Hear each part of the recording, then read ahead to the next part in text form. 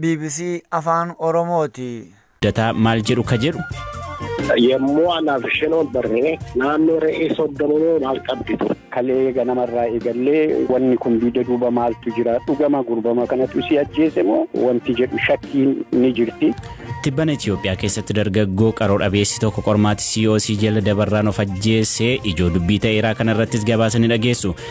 Gama kaaniin Boorana biratti tibbana muudii qaaluu raawwateera kanaan wal qabsiifnee maalummaa fi ga'ee qaaluun gadaa keessatti qabu irratti waan soneessine isin biraan geenya odeessaalee gaggabaaboos qabna nu faana bu'aa.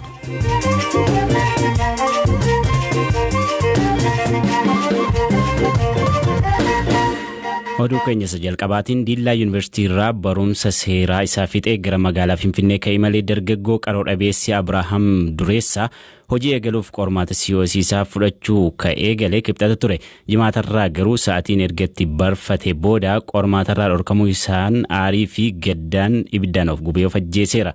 Hiriyaan isaa mooraa tokko keessa waliin jiraatu Xaasoo Habtaamu guyyaa sana waan uumame akkanaan BBC'f ibsa. አንድ ግድ ከተከራየን ወደ 5 ዓመት አካባቢ ይሆናል የህግ ፈተናውን ስላለበት ዝግጅት ሲያደርግ አናፊኒ ሞራ ቶኮ ኬሰ ክሬፈኔ erga jiraachuu eegalle gara waggaa 5 ta'eera qormaata kibxata eegalame kana roobiif kamisa yeroo haasofni gammachuumaan qoramaa ture waan itti qophaa'eef jimaata ganama garuu xiqqoo waan barfateef ariitiin koodii qormaataa isaa utuu hin qabatiin ba'e mooraa kiiloo 6 FB yeroo ga'u seenee koodii koon dagadde na qortuu jennaan lakki manatti deebi'iitii fidii koottuu jedhaniin kiiloo 6 irraa gara manaa Shiroo Meedaa jirutti deebi'e. Shiroo Meedaatti yeroo taaksii irraa bu'u gara manaa ga'uuf daandiin dheeraa caccabaa wayiirra deemuu qaba ture. Mana ga'ee koodii isaa fudhatee yeroo yuunivarsiitiitti deebi'utti sa'aatiin hanga tokko deemeera. Qormaatni hin dhumne barattoonnis jiru turani. Yoo xiqqaate gara daqiiqaa 20tu hafee jira naan jedhee ture. Hanga danda'etti ani qaroo dhabeessadha safarri koos fagoodha sa'aatii jirtuun wal geessisee hojjechuu nan danda'a jedhee ibsuufis yaalus hin danda'amu jedhanii didaniin. Mooraa sana keessaa bu'aa gangalatee namoota aangoo olaanaarra jiran biroo haasofsiisus hin milkoofneefi. Naannoo sa'aatii 3:00 yookaan 4 irratti mana yeroo dhufu qormaata har'aa maaliif hin qoramneen yommuun jedhuuni haasawuu hin feene hin boo'aa hin aara kuni carraa koo isa dhumaadha qaroo dhabeessi yoo hin baranne hin milkaa'u jechaa ture. Sana booda galgala naannoo sa'aatii 4tti kutaasaa cufatee nuti boqochaa jiraa jennee yaannee turre inni garuu gaazii ofitti naqee ibidda qabsiise. Sana booda yeroo ibiddichi argamu namni hunduu balbala keessaan cufate sana cabsanii galuun ibiddicha dhaamsuun danda'amus isa miidhee ture. Ibiddichi qaama isaa guutuu gubee miidhee waan tureef sanbata ganama naannoo sa'aatii 3:00 lubbuun isaa darbitee jechuudha. Kan inni qofaa jiraatu haadhi warraan isaa ulfa turte. Fulbaana keessa da'umsaaf gara Maqalee deemtee turte sababa lola tureen daandiin waan cufameef dhufuu hin dandeenye. Kanaaf qofaa jiraata. መምጣት አልቻለችም ማለት ነው ለዚህ ነው ብቻውን እየኖረ ያለው Qondaaltonni qormaata qoran Abrahaam qormaatarraa dhorkuu isaanii karaa seeraan akkamiin ilaalama jennee gaaffii gaafanneef hoogganaan waldaa qaroo dhabeeyyii Itoophiyaa Obbo Wasan Alamuu yaada dhuunfaa isaanii nuuf qoodaniiru. ይሄ ግን ያው ህግን ካለማወቅ የመነጨ ነው የሚል ሐሳብ ያለኝ ምክንያቱም የታካዳት ኩኒ ሴራ ቤኩ ዲሱራ ዋን ከይዳ ኢላልቻ ጀዱን ቀባ ሰበብኒ ሳ ወሊገልቴን ሴራ ቃመ ሚደምቶታፍ ሐሊ ሚጀፈሙ ቀባ ጀዳ haala mijeessuu jechuun sa'aatii sirreessuu iddoo sirreessuu ta'uu danda'a yookiin ammoo koodii malee akka qoramu eeyyamuu ta'uu danda'a. Mucaan kun guyyoota 3 darbaniif qoramaa ture. Koodii qormaata isaas fidatee dhufaa ture. Kana beeku namni qormaata kennu namuma tokko ture jedhee yaada. Anis qormaata kana qoramee waanan tureef akkasuma ta'a. Dabalataan immoo nama kaaniif daqiiqaan 30 yoo kenname qaroo dhabeeyyiif daqiiqaan 30 kennamuu hin qabu. Kun ifatti dogoggoradha. Qaamni qormaata kana adeemsisu wantoota kana mijeessuu qaba ture. Akka biyyaattis qaama hundaa kan ilaallatudha. Sababiin isaa seera yeroo murru qaama miidhamtoota of keessatti hin qabatu. Daqiiqaa 30 barfachuun nama kaaniif heeyyamaadha. Qaroo dhabeeyyiif garuu sa'aatiin dabalataa akka barbaachisu kaa'amuu dhabuun isaayyuu dogoggoradha.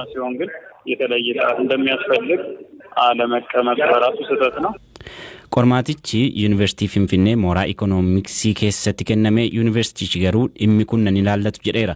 Abbaa qormaatichaa akka ta'e ejeensiin qormaataa boritti nu beellame akkuma arganneen dhiyeessina.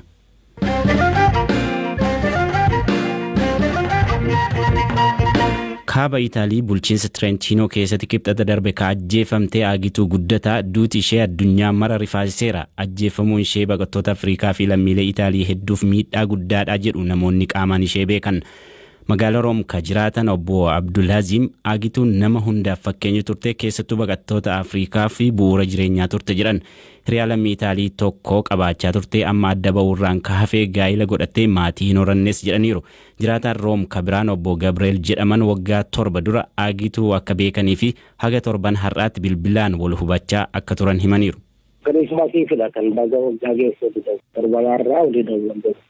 Community Ethiopia community Africa chala community xaaliyaanota warra naannoo ishee jedhamtu baay'ee goddaame jechuun danda'ama. Kaleessa galgala nan katamaa isheen jiraattu katamaa xinnoo tokkodha. Trentino Alto Adige jedhamti katamaan sun. Namni biyya sanaa kaleessa galgala shaamaa qabateeti naanna'ani. Suuqii ishee sana fuuldura dhaabbateeti dhaloota baay'ee godhamee fi waan baay'ee godhamee. Namni naannoo sanaa eenyummaa ishee baranii ministeerota gurguddaa nama shallamante dalli ture. Yemmuu anaaf isheen ol barree naannoo re'ee soddomuu maal qabdi turte reefu jalqabdi turte waggaa 7 dura gaafa ishee hojii ol barre. Biyyaatti immoo waggaa 10 ta'ee ergee deebitee as galteeti. Isheen achitti mana tamaarii cufamee diddiigamee sekkufuu fedhu mana tamaarii sana ho'aa deemtee qaara gaafattee addastee bakka isadha akka laaboraatoorii kan itti fayyadamaa turte. Faransaay deemtee koorsii fudhattee nama deebitee dhufteedha. Akkamittiin akka chiiziin kun hojjetamu fa'aa jechuun mirtii yaannaniini. Faransaay deemtee koorsii gootee nama dhufteedha. Mucayyoon kuni Habashoota wajjin baay'ee hin argitu. Bakka isheen jiruu ishee malee nama wajjin hin argitu. Firri ishee abaluudha jechuun dandeessu asiiti. Bakka isheen namootuma naannoo sanaa fi Afrikaa fi kanadha. Ofii ishee harkaan hojjetti malee saraabnya qaxarteetiin baadamee qaxarteetiin kan hojjetu. Warri Afrikaawwi kun ishee bukkee hojjetanii akka tiikeetaa warra qulqulleessanii warra elman warra maal jiranidha malee laaboraatoorii keessatti ofii ishee hojjetti kan liqimsii galee amallee qaxarteetiiniti. Itti gaafatamaa hawaasa Oromoo magaalaa Room ka ta'an obbo Muhammad Aagaa dhimma ajjechaa Aagituu itti dhiyeenyaan hordofaa jiraachuu himan. Intaltituun intala biyyaatii, intala Oromooti, nama ammoo fakkeenya biyya tanaa callaa osoo hin ta'in fakkeenya addunyaa maraaf taate umrii 17 biyya tana dhuftee asii barattee eegas booda ammoo digirii eega fudhattee booda biyyatti deebitee hojii amma asitti hojjechaa jirtu kana eegaltee turte. Isin piroojeektii qabattee galte saniin biyya sanitti hojjechuu hin dandeenye hedduu isii rakkisanii ammallee barmoota biyya tanatti waan qabduu fi waan dalaguun itti jiru kana mee biyya tanatti as deebi'ee hojjedhe gaarii jettee as deebitee magaalaa Tarantino jedhamtu hojii san eegalte. Achitti namni isii wajjin dalagu ammoo hedduun warroota ijoollee biyya teenyaa jechuun biyya Afrikaa kana ka Gaanaatii fi ka Senegaal namootuma warra biyya kanatu isii wajjin Afrikaa kanatu isii wajjin hojjeta. Wal quba qabna koominitiin Oromoo ka Awurooppaa keessa jiru. Kanaaf amma kalee ganamarraa eegallee waan kana akkan wanni kun biyya duuba maaltu jira dhugama gurbama kanatu isii ajjeese moo wanti jedhu shakkiin ni jirti. Nuti amma akkuma nama intala Oromoo takkatti akkuma nama biyyaa tokkotti irratti ijoollee naannoo adda addaa jirtu wajjin Xaaliyaanii callaa osoo hin ta'in biyyootuma Awurooppaa ollaa warra jiranii wajjinis taane duuka deemaa jirra. Itaaliitti bakka buutuun Itoophiyaa Ambaasaadar Zannabuu Taaddasaa dhimmicha dhiyeenyatti hordofuuf waahillan isaanii waliin gara naannawaa Aagituun itti duuteetti imaluu dubbatan. Dhaabbati dhimma baqattootaa biyyoota gamtoomanii UNHCR du'a Aagituun daran miidhamuu hime. Dhaabbatichi ibsa baaseen hojiin ishee baqattoonni hawaasa isaan simateef hagam akka gumaachuu danda'an kan agarsiisedha jedheera.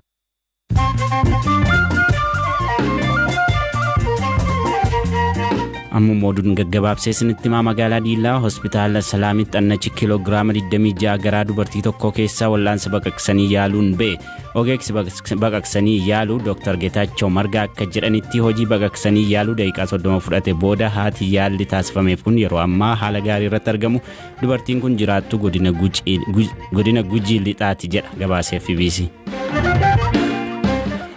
Austraaliyaan bara faranjoota haaraa majjii tokkorraa eegaltee faaruu alaabaa biyya ishee jiruuf kunis aadaa fi seenaa ganamaa yeroo dheeraa lakkoofsa calaqqisiisuu fi ministeerri muummee biyyattii Scott Morrison jijjiiramni kun miira tokkummaa ka uumuudha jedhan. Miseensi mana maree US reefuu filame osoo hojiin eegalin COVIDin du'e Luke Letwob Miseensa Koongireesaa jalqabaa vaayirasichaan lubbuu dhabe ta'eera. Namni ganna 41 kun paartii Riippaabilikaanii bakka bu'uun ture filatame. Oduun kanuma.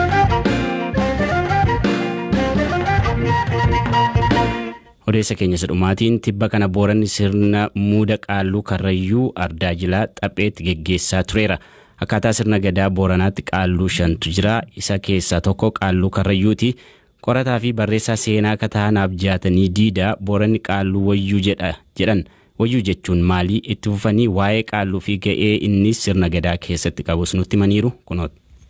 Wayyuu jechuun ammoo ulfinni waaqirraa dhufu jechuu gartee aguma nan qabaallee qaamni isaa humaafuu hin madeessin. Kan rifeensi mataa isaanii haga inni dhalatee haga humni isa guutuu homaan hin tuqne. Kaman inni kee jiru wanti qarqaba akka waraanaa maalii kulleen hin seenne ka ofiillee waan nama akkasii irratti hin hirmaan yoo namni wal dhabeellee eebbisee wal taraarsu malee jiddu taa'ee ebel balleessa qaba jedhee murtii hin kennine nama eebbaa nama ulfaa nama akkasii jechuu qaallu jechuun. Sirna gadaa keessattuu maali ga'eensaa? Namni gadaa guddaa akka abbaa gadaa hayyuu inni immoo wayyuu abbaan gadaa eebbirraa fudhata. Wayyuutti hayyuu eebbisa. Eebbisni irraa fudhachuu qumbii inni namni eebbisu malee akka hangafa jennu isaanii murtiin kennu lallaffatee illee toltu wanti inni eebbisi immoo milkoofti.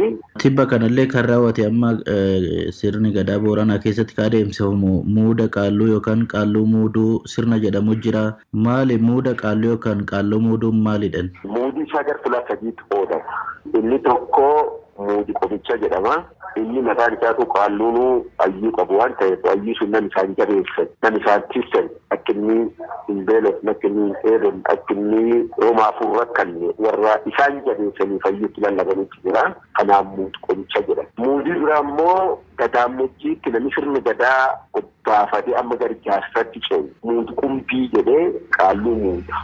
Nani waaqi irratti araara galuutu gadaammoji ta'u qaalluun kulleen nama eebbaati sabirii waaqii eebbaan dhale qaalluun kulleen nama durii ulfinna akkasii ulfinnaa waaqii dhale qaalluu kanallee irraa eebbu qaalluu kanallee irraa eebbu fudhachuuf muudu qumbii jedheetini muudu qumbii kan muudu jechuu qaalluu abbaan gadaatu mataan isaatu yoo aadaa gooroo kan baafatu isherraan kana qumbii fudhatee qaalluu muudee uummatatti makame jechuudha. Qaalluu muudanii nama Booran qaalluu 5 qabaa qaalluu 5 muudan qomichi 5 muudaa gadaammojiin tokkoof muudii gadaa 3 muudi.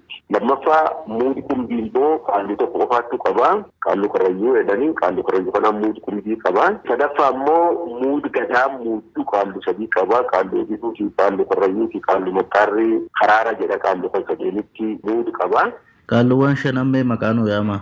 Qaalluu hangafi qaalluu Obituu jedha deebanoo kuraati maqaan isaa. Qaalluun kaan qaalluu Karrayyuu dhaayee kosii jedha qaamni kana qomichiisa muuduu jiru. Qaalluun Maxxaarrii 3 immoo qaalluun tokkommaa qaalluu Garjeedaa Dooyyoo Diidaa jedha. Qaalluu Maxxaarrii Karaara Biyyoo Amaaroo wallee waa wallaanisa Biyyoo Amaarooti. Qaalluun Maxxaarrii Kuukoo immoo qaalluu Diidan Jiloo jedhama. Warri qaalluu Booranaa shanakkana. Qaalluun barri aangoollee hin qabu haga lubbuun jirutti qaalluudha. Hayyooti isa suniin waggaa 8 gadaa waliin guubamatee lubbuun jirtuuf qaallu jechuudha. Namni aangoorra jiru abbaa gadaatu dhaqamoo namni waggaa 8 bulchu kuni waggaa meeqaffaatti qaalluu muuda? Abbaan gadaa sila guyyaa inni qaalluu muudu gattee baalli kennuuf gattee waan cufas gada jedhu kabilayyuu cufas baafatee qonnee sun qaalluu muudu waggaa 8 gargumaatti. Dhaggeeffattoota keenya odeessa kana barreeffamaan marsariitii keenya irraa ni argattu. Qophii keenya kanumaan goolabna ka qopheessite Firaafolii Dhugaasaatii aan Hamzaa Huseenin ture. Bor walitti deebinaa nagaan bulaa.